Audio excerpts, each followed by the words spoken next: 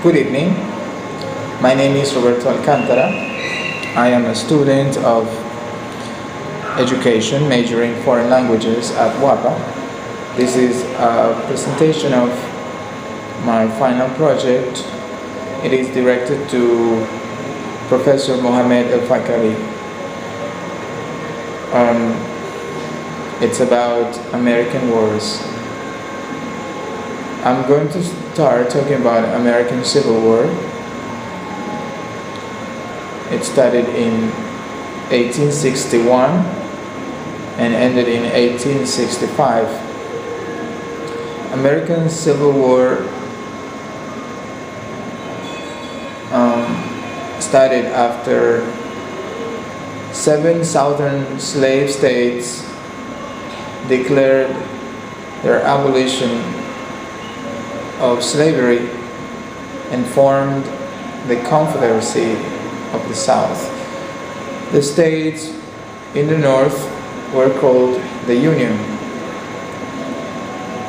The war had its origin in the fractious issue of slavery, especially the extension of slavery into the Western territories. Foreign powers did not intervene.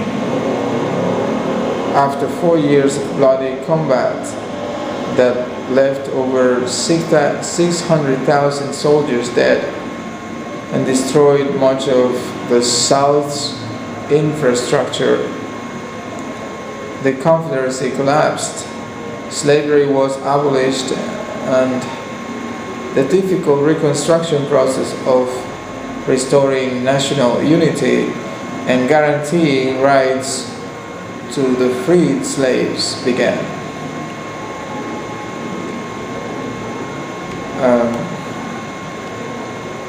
After the Civil War, the United States of America have taken part in many different international conflicts. We're going to start describing the participation of the United States in the Second World War. This was taken from a history book called Story of Nations, written by Lester Rogers in 1960. One summer morning in 1945, a B-29 Superfortress appeared over the hilly green terrain of southern Japan. It was carrying an atomic bomb. It was the most destructive weapon ever known. Approaching Hiroshima, a seaport, and the site of a Japanese army base, the airplane crew made a final check of the bomb. Then, just after 9 o'clock, it was dropped on the city. A few seconds later, Hiroshima was a flaming shambles of wreckage, and some 150,000 people lay dead or wounded under the towering mushroom cloud that rose into the sky. 3 days later, another atomic bomb, more powerful than the first, was released over Nagasaki, and the tragedy was repeated. 66 years later, the tragedy occurred in the United States, in New York City. The World Trade Center collapsed, and around 2,752 people died. These are only 2 examples of genocide which have been brought about by international conflicts. Who suffers the pain? Obviously, not the commanders who sent the soldiers to combat, nor the government who discuss and make decisions. The ones who suffer are the soldiers who die in combat and their families. Most Americans assume that, on the whole, United States foreign policy is concerned with prevention of war, or when war comes, with the resistance of aggression.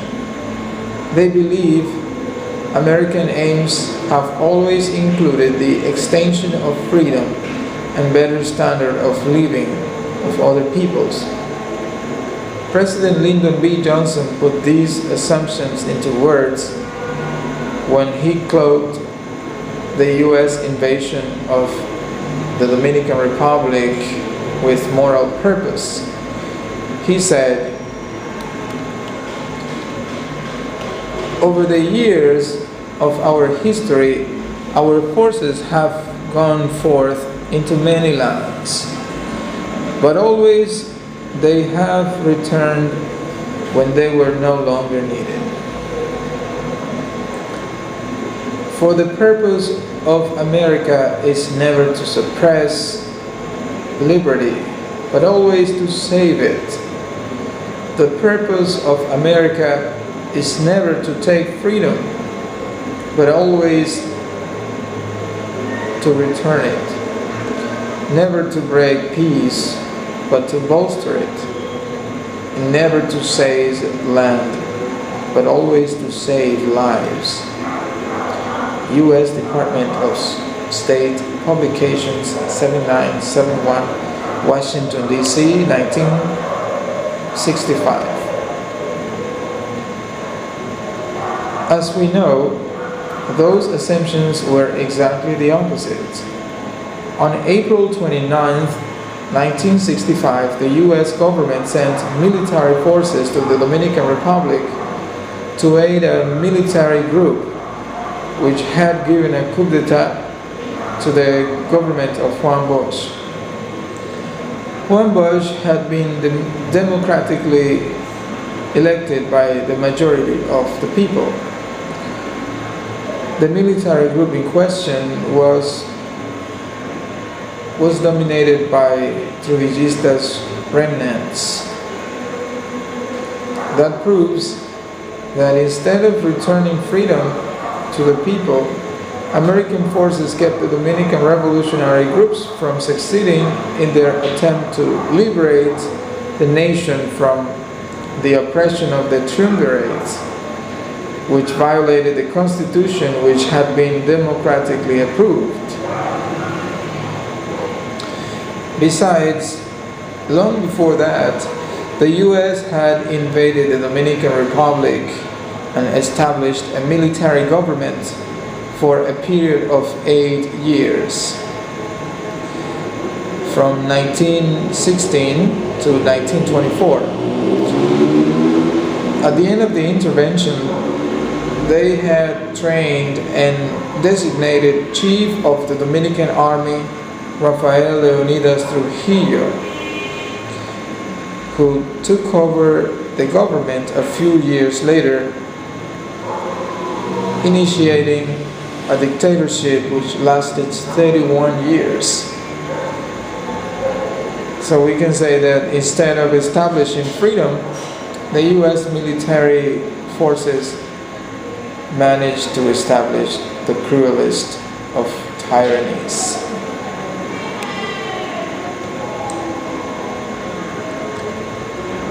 In the same fashion, the Second World War was identified with moral purpose. Political leaders and theological spokesmen joined in the propaganda in an effort to persuade the churches on the civilians that the United States was fighting to end tyranny and establish freedom in the world. To this day, The overwhelming majority of American people believe that American participation in the Second World War was both necessary and just. Many believe that the Second World War, the Cold War, and the Korean War were begun by aggressor nations, and that the United States reluctantly entered these conflicts as the champion of both freedom and international morality.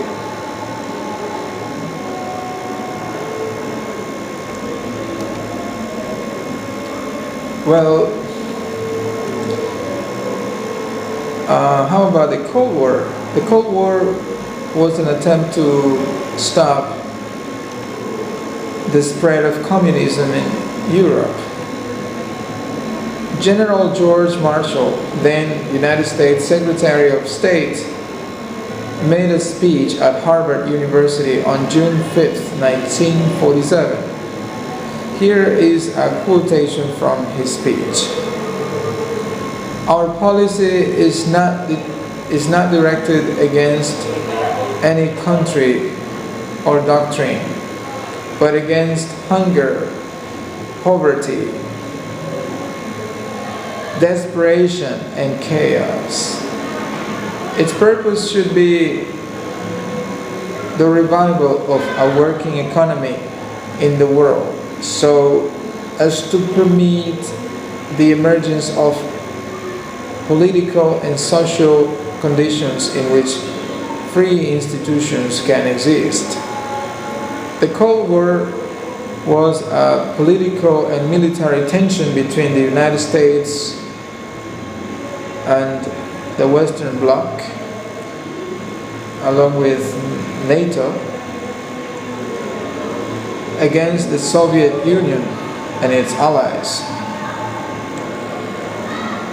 It is considered that the Cold War was on between 1947 and 1991. The Vietnam War took place between 1956 and 1975, and it occurred in Vietnam, Laos, and Cambodia.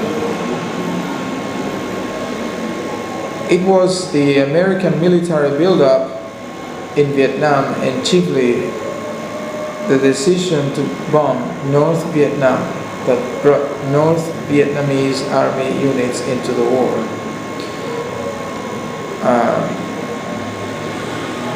According to John M. Swomley Jr., 1971. The First Persian Gulf War, also known as the Gulf War, January to February 1991, was an armed conflict between Iraq and a coalition of 39 nations, including the United States, Britain, Egypt, France, and Saudi Arabia.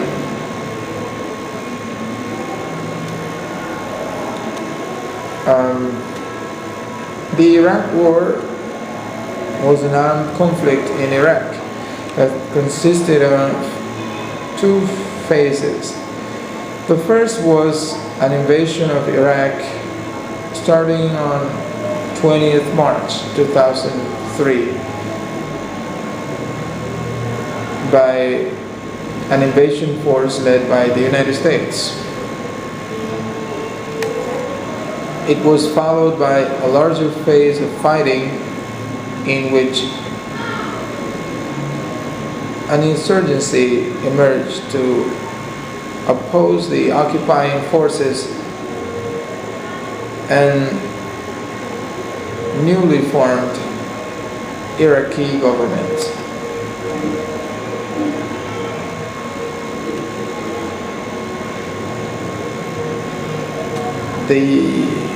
The U.S. completed its withdrawal of military personnel in December 2011.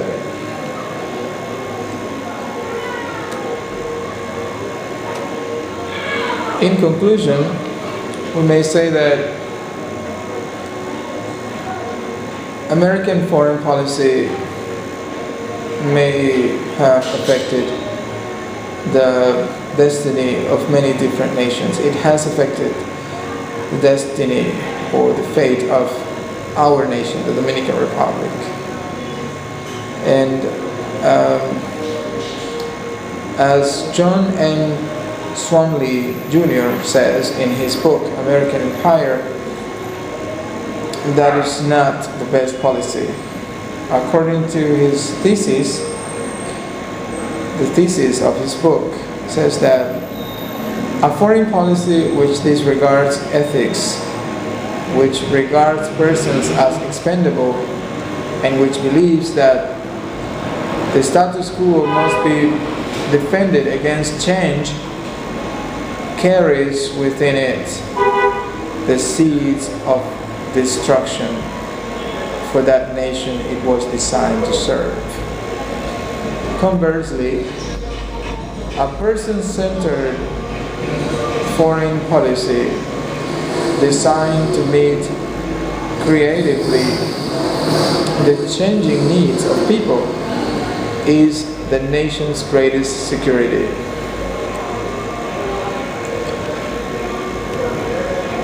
So,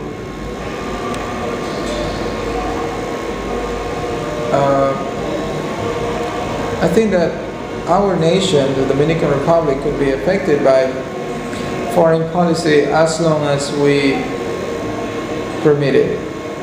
I mean, if we work together to improve our economy, to improve our quality of life,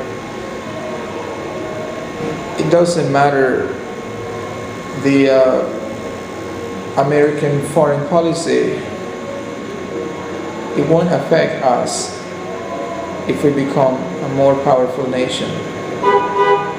Of course,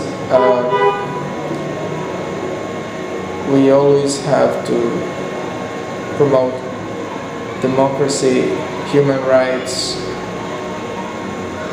and real justice.